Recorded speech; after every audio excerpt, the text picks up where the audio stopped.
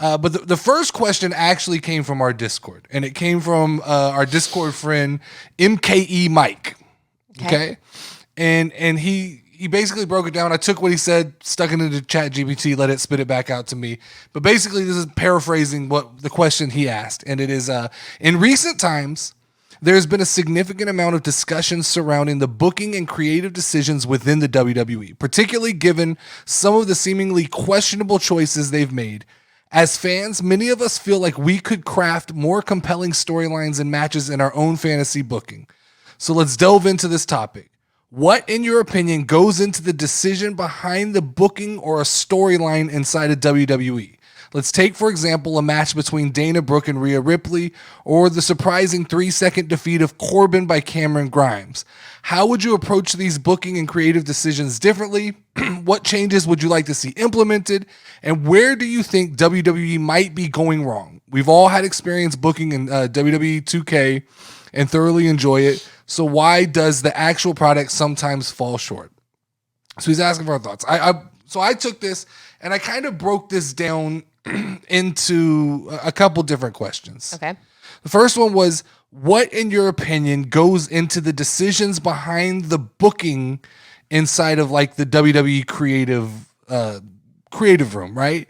Mm-hmm. And I think what goes into booking inside of WWE is deeper than what we do as fans. I think they actually have to look at the way the market reacts to certain people. And by market, I mean the way the television companies react to certain wrestlers, the way wrestlers react to certain wrestlers. It's not just about how the fans react to certain wrestlers. And so I think that one thing we don't see as fans is like, we don't get to see who's putting in the work, right? We don't get this. Triple H gets to see who's in the gym, who's working on their fitness, who's working on their skill set, who's working on their mic skills, who's on the come up, and who's just comfortable with where they are. And I think that plays a lot into what happens when WWE decides to push or not push a certain person. I also do believe, though, that within WWE, that there's a lot of politics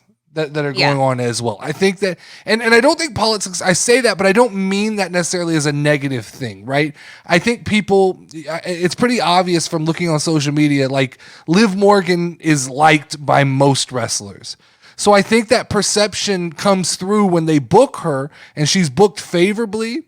I don't think there's any complaints from anybody, within the company. She's such a nice person. Yeah, exactly. They're happy for her. They're all happy for her. Whereas someone, I don't know if LA Knight's just somebody I'm throwing out there, but maybe he rubs people the wrong way. And that's why, they don't see the benefit of booking that person forward because they don't know how reliable that person will be, moving forward. Mm-hmm. Second question was, how would you approach these booking decisions and creative decisions differently? So it's hard to say what I would change if I was in a position of power. Because like I said, right now, I see things from the outside. And I think that's an objective point to see, right? I think that within WWE, they're going to have to do a little bit more of looking at things from the outside and not being so close to the product. But I don't know who the television network's like.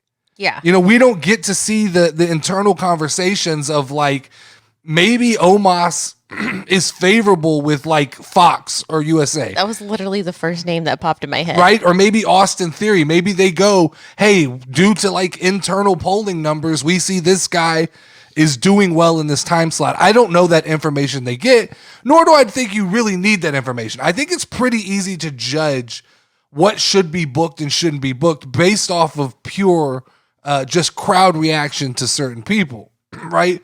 I do think that you have to play. There's a factor that plays into like if someone's hard to work with. Yeah. Which is something, we just absolutely don't know. Maybe Omos is just super super pliable and listens and is like a sponge and takes in everything. Therefore, they continue to try to push and try to see what will work with him. And I just keep going back to LA Knight because LA Knight feels like somebody. his character is abrasive, so I don't know. And I have no inside information, but maybe he's abrasive in the back, and that's why they go, he rubs people the wrong way. So if I'm booking, I think I have to remove myself from a certain amount of those situations, because you do get to situations like with LA Knight where the crowd wants one thing, and it feels like they're absolutely booking against what the crowd wants, right? And the biggest thing I think I would do differently is WWE has this tendency I've seen where they let guys cool off. They let them get high. They did it with Montez Ford twice, I can remember. There was at one point in time Montez Ford got to take on Roman Reigns for the WWE Championship, and it was a hell of a match. I thought Montez came out with so much momentum, and then they didn't know what to do with Montez Ford after that, so they let him cool back off. I think around Elimination Chamber this year, Montez had a ton of momentum. It felt like they were teasing something between Montez Ford and Austin Theory. And then once again, they just let that cool off. Right now, they're doing it with LA Knight.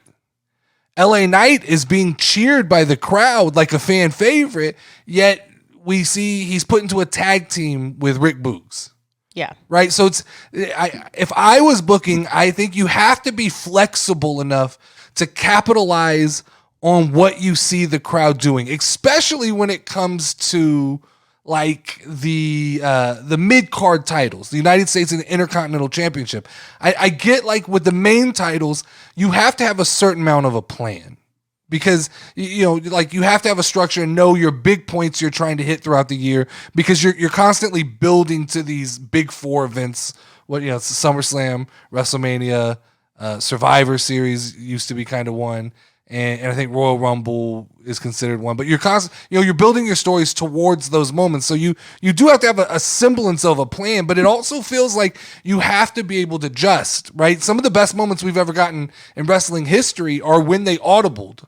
The Daniel Bryan stuff around WrestleMania 30 going into New Orleans, where the crowd just basically hijacked the story. Sami Zayn's a perfect example. I don't think they had any intention for Sami Zayn to get as big as he got. I just think that finally the crowd kind of overtook and started cheering for Sami Zayn, and they felt like we've got to push him in a certain direction. But I still think even with Sami, they've allowed him to cool off. Him and Kevin Owens, they've allowed them to cool off. And once again, it's kind of just this narrative of we've got to continue pushing the bloodline story. So the other question I saw there was, well, what changes would you like to see implemented by WWE? I think I want a more organic style of booking. I want to see them, I want them to lean more into just using their ears to, like, if LA Knight is getting hot, lay into that and figure out a way to make that relevant in the WWE universe. I think, we're getting these long title runs, which they're so, they're beneficial to the person holding the title, but they're so detrimental to everybody else surrounding the guys that are actually holding titles, right? Because you hear Damian Priest is the next guy, right? Fucking Montez Ford is the next guy. You hear all these names thrown around, but what does that mean? If they don't have a path to get to the Intercontinental Championship, if they don't have a path to get to the United States Championship, if they're not next in line for a world title, what does that mean if it's not organic? Look at guys like Xavier. When is the next guy gonna be the next guy? Yeah, I mean, like a year later. You said something that was interesting. Those two triple threat matches they had for the World Heavyweight Championship tournament. One of them featured Edge. Who was it? It was Edge and AJ Styles. AJ Styles. And there was another older guy. And somebody else. And like we were like, the median age of this match is like 45. Mm-hmm. They're not.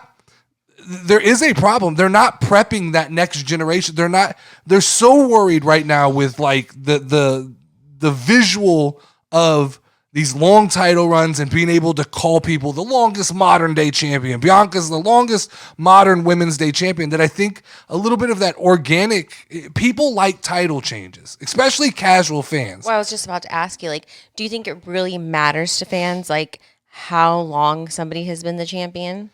It matters in a sense of it builds godlike characters, right? Roman Reigns has hit a godlike tier now where he's viewed very differently than some other superstars. But I don't think everybody can't be that. You can't have all of your titles locked up in this idea that like everybody's about to get a long title run. Some of the titles have to bounce around, or a night like Night of Champions could end up with like no title changes. Same champions. Yeah, which is really weird. That led me to another quick question.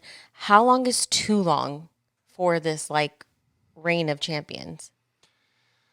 It should just be dependent on what the story calls for, right? Roman Reigns, it's made sense to go this long because they are literally trying to build the GOAT, the greatest of all time. That is what all intents purpose of that story is to make Roman Reigns the greatest wrestler of all time. But, you know, someone like Gunther, who, well, he's the longest modern day intercontinental champion. That's not going to be remembered that long. No, like there's bigger things in his future.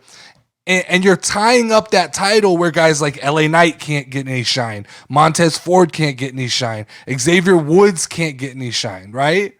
And so it just, to me, it creates this like disasterful situation where, yeah, right, Gunther is in a good spot. Roman's in a good spot. The Usos were in a good spot for a long time.